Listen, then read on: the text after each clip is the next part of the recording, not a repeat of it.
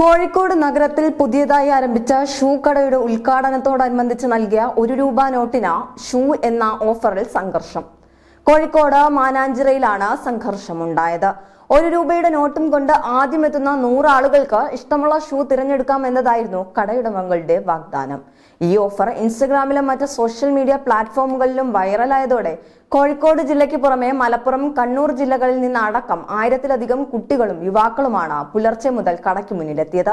₹1 കൊണ്ടുവരുന്ന ആദ്യത്തെ 100 പേർക്ക് ₹2000 ഷൂ നൽകുമെന്നും അത് കഴിഞ്ഞ് വരുന്നവർക്ക് വാച്ച് കൊടുക്കുമെന്നുമാണ് കട ഉടമകൾ പറഞ്ഞിരുന്നത്. രാവിലെ 7 മണി മുതൽ ടോക്കൺ കൊടുക്കുമെന്നും 10 മണി മുതൽ ഷൂ വിതരണം ചെയ്യുമെന്നായിരുന്നു ഓഫർ നൽകിയ കടയുടെ വാഗ്ദാനം. എന്നാൽ ഉദ്ഘാടന സമയം അടുത്തതോടെ തിരക്ക് നിയന്ത്രണാതീതമാവുകയും ആളുകൾ കടയ്ക്കുള്ളിലേക്ക് ഇരച്ചു കയറാൻ ശ്രമിക്കുകയും ചെയ്തു. ഇതോടെ സംഘർഷത്തിലെത്തുകയായിരുന്നു. തിരക്ക് കാരണം നഗരത്തിലെ പ്രധാന റോഡുകളിൽ ഗതാഗതം പൂർണ്ണമായും സ്തംഭിച്ചു. വിവരമറിഞ്ഞ സ്ഥലത്തെത്തിയ പോലീസ് ജനക്കൂട്ടത്തോട് പിരിഞ്ഞുപോകാൻ ആവശ്യപ്പെട്ടെങ്കിലും ആരും തയ്യാറായില്ല. തുടർന്ന് തിരക്ക് നിയന്ത്രിക്കാൻ പോലീസ് ലാത്തി വീശുകയായിരുന്നു.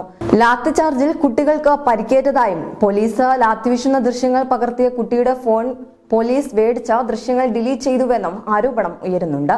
സംഭവത്തിൽ കട ഉടമകളെ പോലീസ് കസ്റ്റഡിയിൽ എടുത്തിട്ടുണ്ട്.